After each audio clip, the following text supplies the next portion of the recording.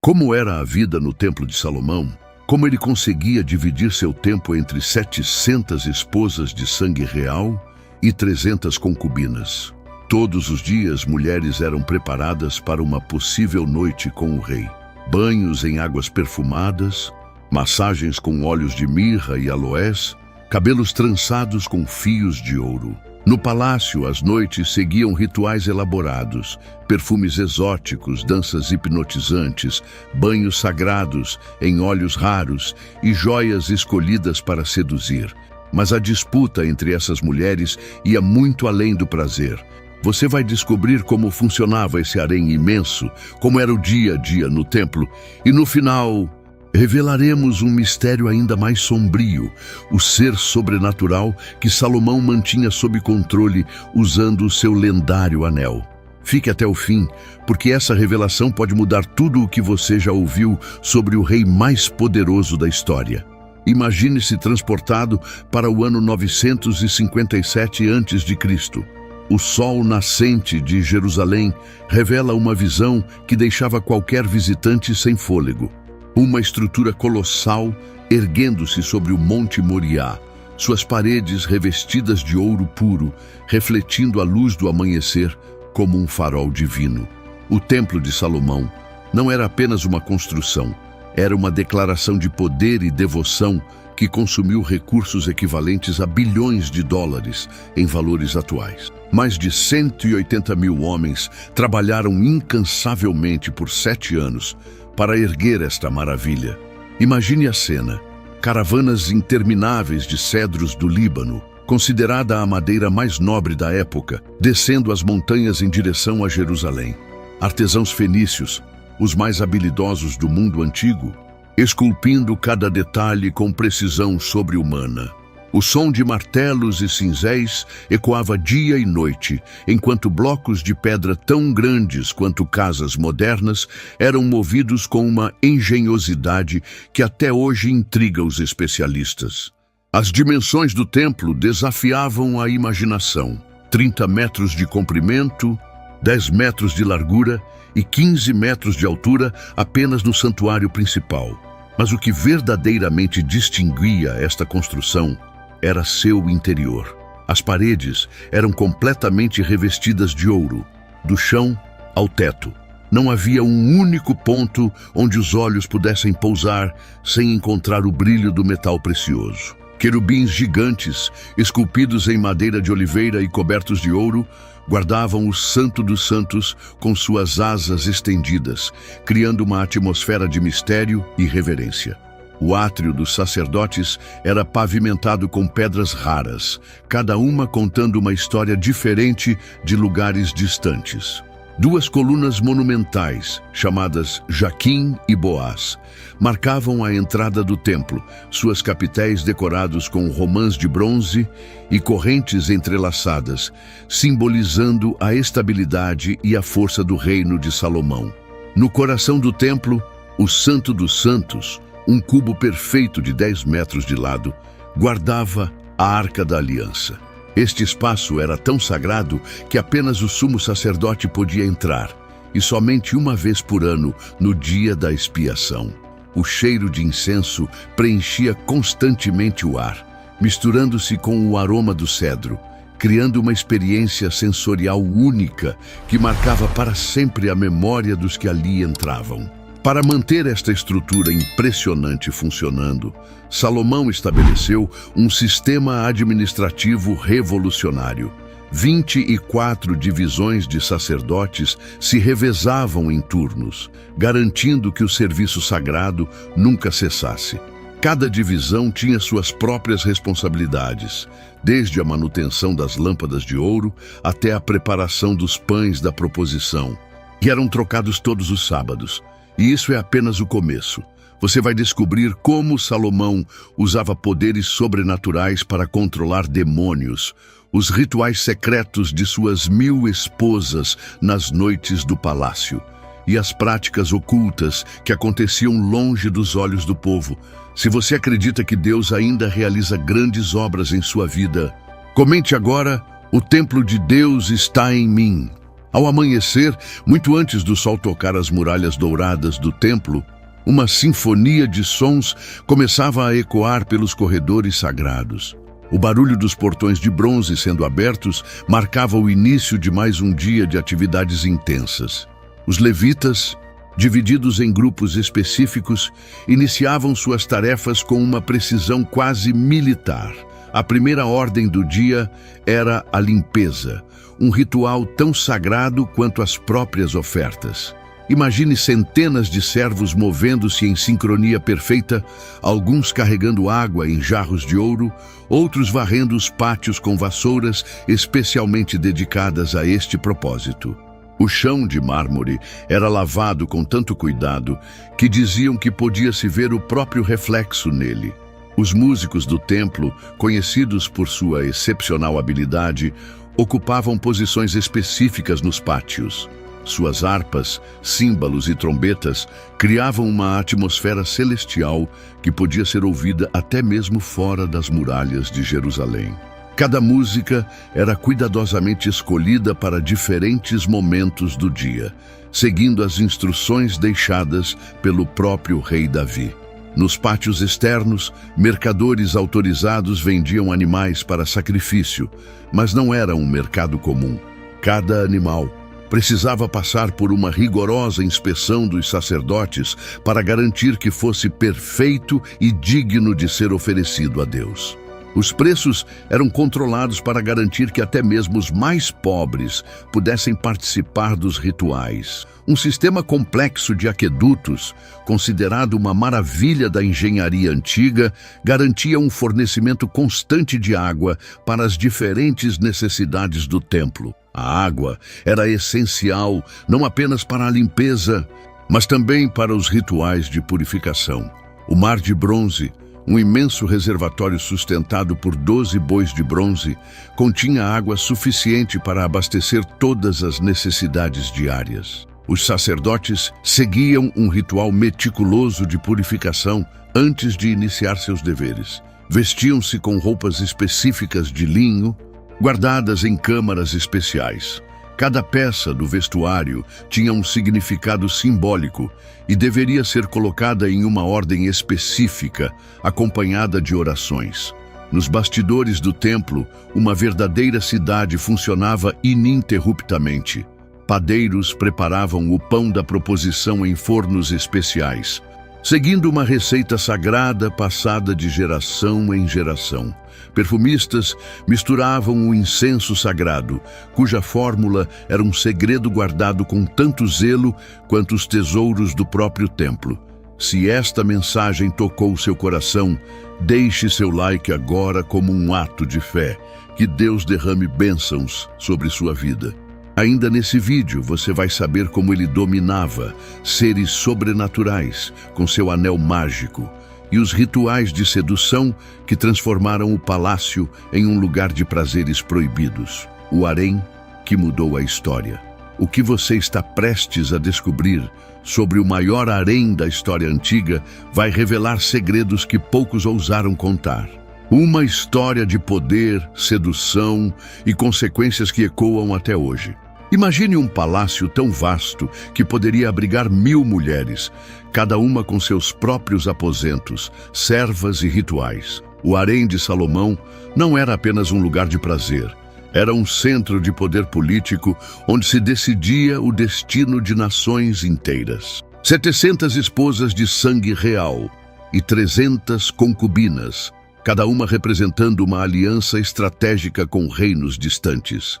A filha do faraó ocupava o lugar mais prestigioso, habitando um palácio construído especialmente para ela, decorado com hieróglifos e mobiliado com as mais finas peças egípcias. Seu séquito incluía centenas de servas, músicos e dançarinas do Nilo.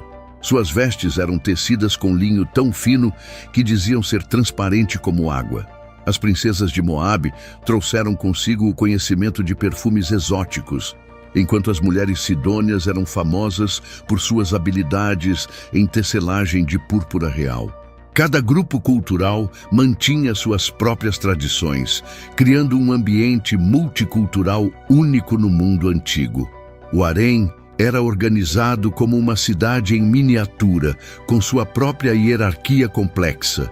As esposas reais viviam em pavilhões luxuosos nos andares superiores, com vista para os jardins perfumados. As concubinas ocupavam os andares inferiores, ainda luxuosos, mas menos grandiosos.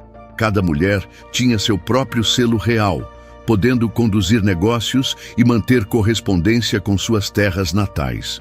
Escribas especiais mantinham registros meticulosos de cada esposa e concubina, sua origem, dotes recebidos, presentes trocados e, mais importante, qualquer filho nascido da união.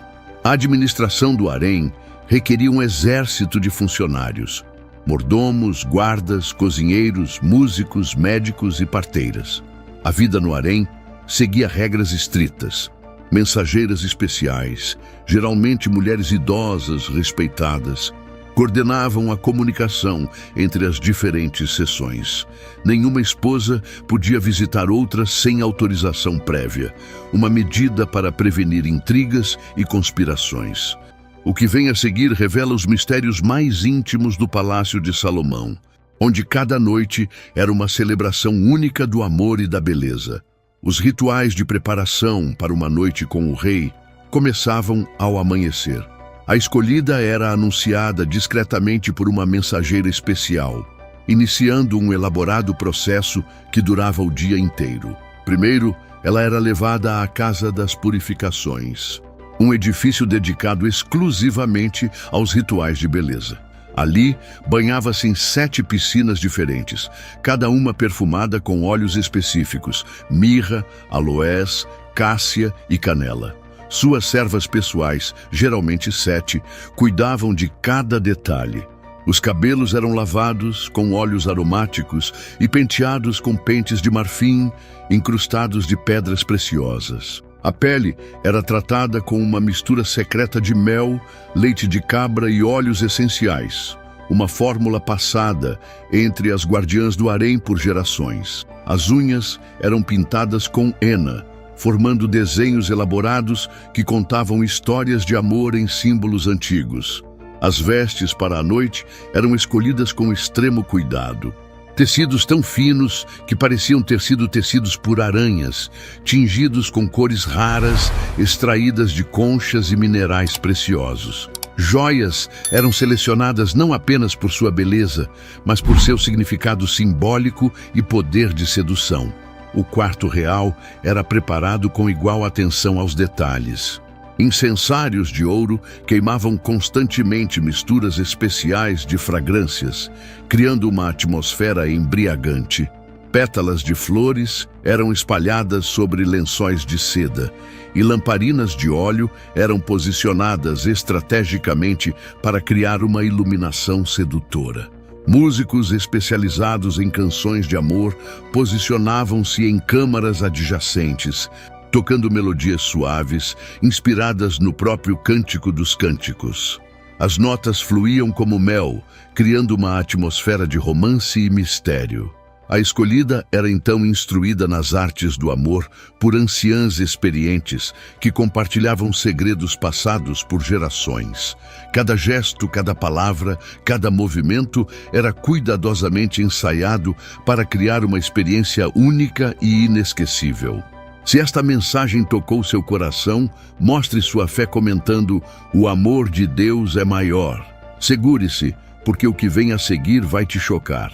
Você vai descobrir como Salomão usava poderes sobrenaturais para controlar demônios, os rituais secretos de suas 1000 esposas nas noites do palácio, e as práticas ocultas que aconteciam longe dos olhos do povo, no coração de Jerusalém.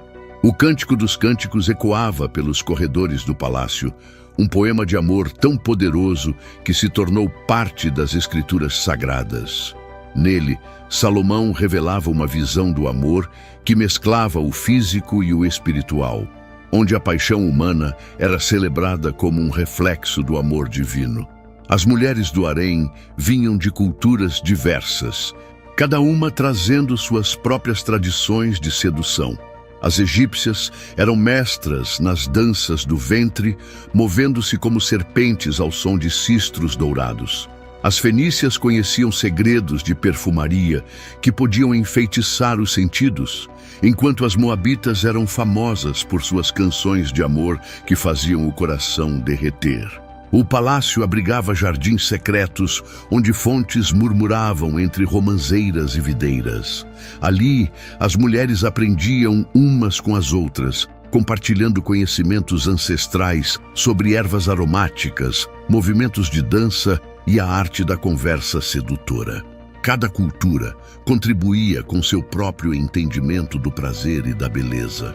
Instrumentos musicais especiais eram reservados apenas para as canções de amor. Harpas delicadas, cujas cordas eram feitas de seda, tambores que imitavam as batidas do coração, flautas que soavam como suspiros apaixonados. A música era considerada uma forma de magia que podia abrir os portões do coração. Nunca antes na história uma corte viveu tamanha competição pelo amor de um homem. O que você vai descobrir agora sobre as disputas no harém de Salomão revela um jogo de poder que moldou o destino de um reino. No imenso harém, cada mulher desenvolvia suas próprias estratégias para capturar a atenção do rei. Algumas se destacavam por sua inteligência, participando ativamente das discussões sobre governança e filosofia. Outras cultivavam talentos artísticos únicos, compondo poesias, criando perfumes exclusivos ou desenvolvendo danças hipnotizantes. A competição era sutil, mas intensa. Alianças se formavam entre mulheres de diferentes origens, criando redes de influência que se estendiam muito além dos muros do palácio. Uma concubina astuta podia elevar seu status formando conexões estratégicas com esposas reais influentes. As servas eram peças fundamentais neste jogo de xadrez real. Elas carregavam mensagens secretas, observavam movimentações nos corredores e relatavam cada pequeno acontecimento às suas senhoras. Um sussurro no momento certo podia mudar o destino de uma favorita. Presentes eram trocados constantemente, cada um carregando significados ocultos. Uma taça de vinho especialmente preparada, um poema escrito em papiro perfumado, uma joia com símbolos misteriosos. Tudo era parte de uma linguagem secreta de poder e sedução. As mulheres mais astutas entendiam que o verdadeiro poder vinha do conhecimento. Elas estudavam as preferências do rei, suas preocupações com o reino, seus humores e horários. Algumas se tornaram conselheiras informais, influenciando decisões políticas através de conversas íntimas. Para receber a vitória e mudar sua vida hoje, comente agora: Amém, eu mereço a vitória, Jesus. O que você está prestes a descobrir sobre os filhos de Salomão revelará como o maior reino de Israel começou seu declínio. Uma história de amor, poder e consequências que mudaram o curso da história. Surpreendentemente, apesar de suas 1000 mulheres, os registros bíblicos mencionam apenas um filho de Salomão, Roboão. Mas historiadores acreditam que dezenas de outros príncipes e princesas nasceram no harém real. Cada nascimento era um evento político, fortalecendo alianças com reinos estrangeiros e criando novas linhas de sucessão. Dentro do palácio, cada criança real tinha seu próprio mundo. Tutores vindos de terras distantes ensinavam línguas, filosofia e arte. As mães competiam para garantir a melhor educação para seus filhos, sabendo que o conhecimento era poder.